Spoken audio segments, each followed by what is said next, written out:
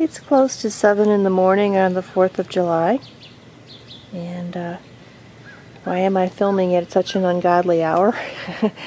Because the neighbors are all gone for the weekend.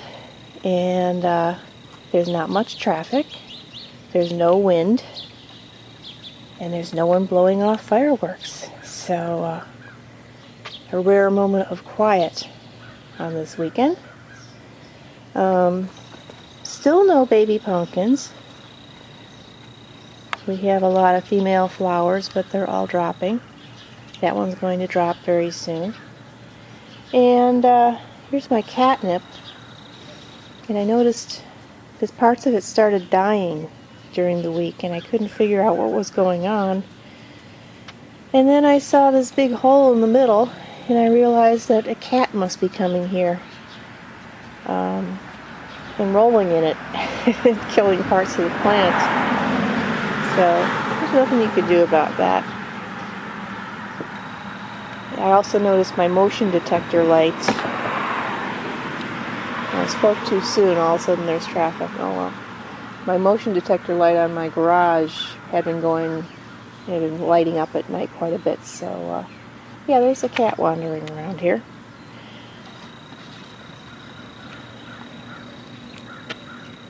And over here we got big moose, and big moose is also dropping.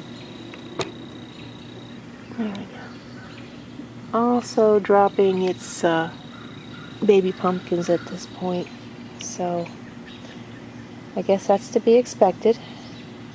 Strawberry, whatever it is, sunflower over there is looking to bloom pretty soon.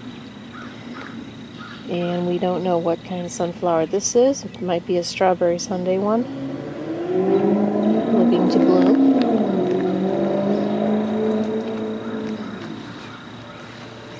I also have to mention it's nice and cool out here right now, so I'm not going to be struggling with the heat. And the morning glories are finally making some progress. They've been very slow this year. Usually they'd be climbing up all over the netting by this time. And what else have we got here?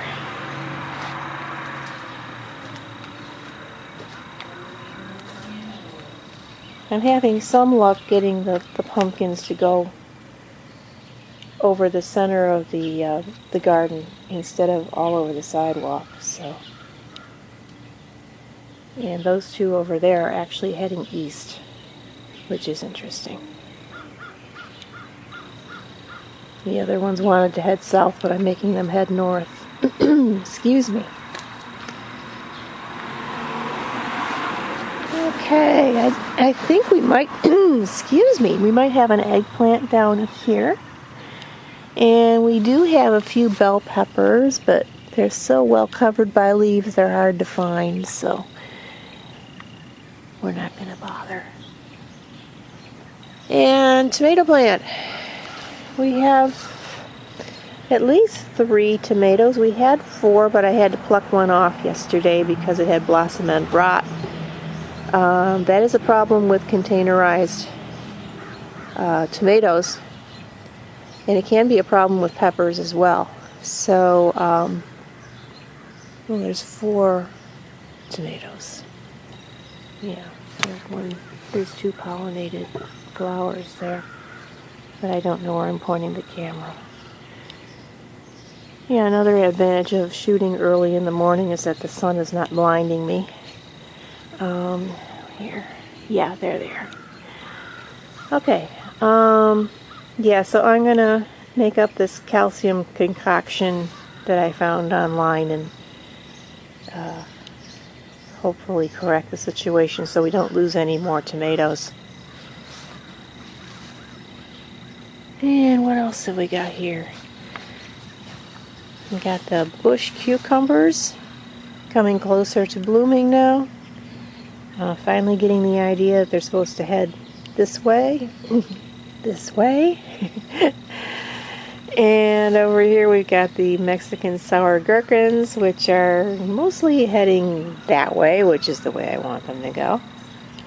A few of them are insisting on going the other way, but Oh, we have flowers. I'll be darned.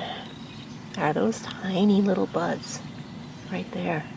Interesting. Okay. That's good to see. And last time I filmed this, this is Pikes Peak sunflower.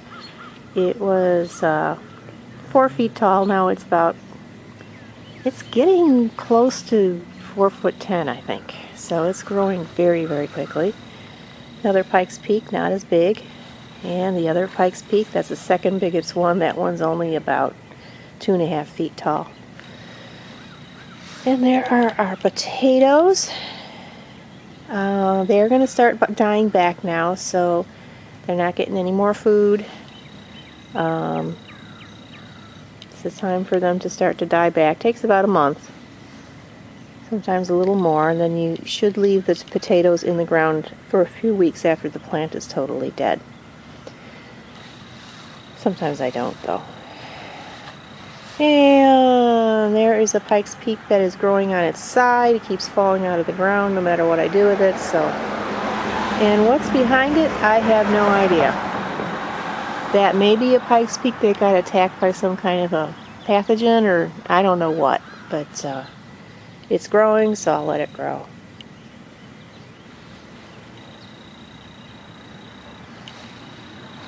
Let's see here, what else do we have? Out of morning dew getting all over my sneakers. It's supposed to rain later today.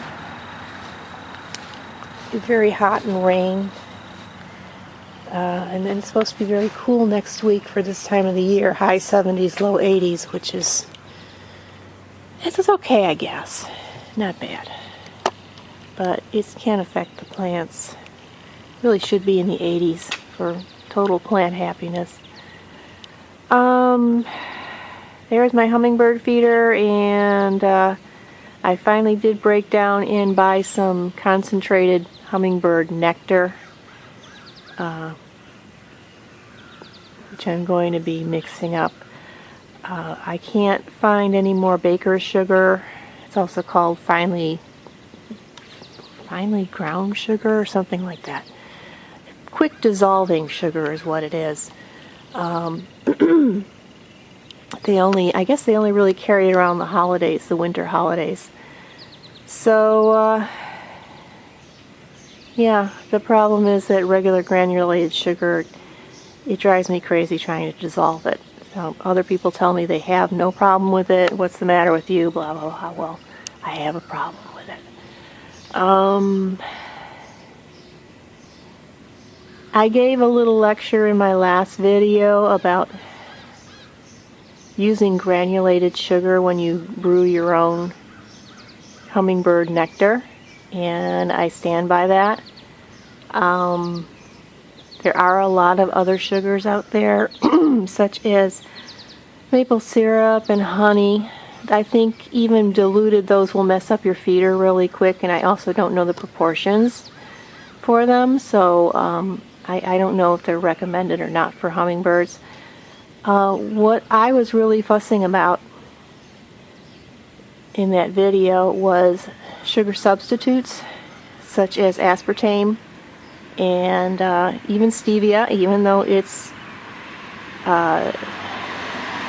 supposedly good for people. It's a natural product. It has no calories. Anything that tastes like sugar and has no calories or very low calorie, don't use it. The hummingbirds need the calories. So you're just cheating them. So don't treat hummingbirds like people, I guess, is the lesson. So anyway, boy, it's so quiet. I just want to go back to bed and go to sleep. The rest of the day will not be quiet. As a matter of fact, this town has a 4-day celebration for the 4th of July, so it's going to be noisy here through Sunday. Let's see here. Oh yeah, and I wanted to show you there we go, if I can get it. Yeah. That's my biggest orchid pepper. Isn't that nice? Yeah. And those two are almost as big there.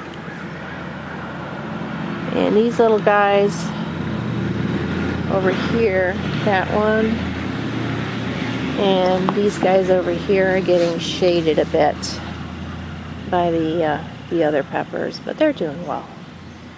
So yeah, that's our big report for this week, and I'll see you next week.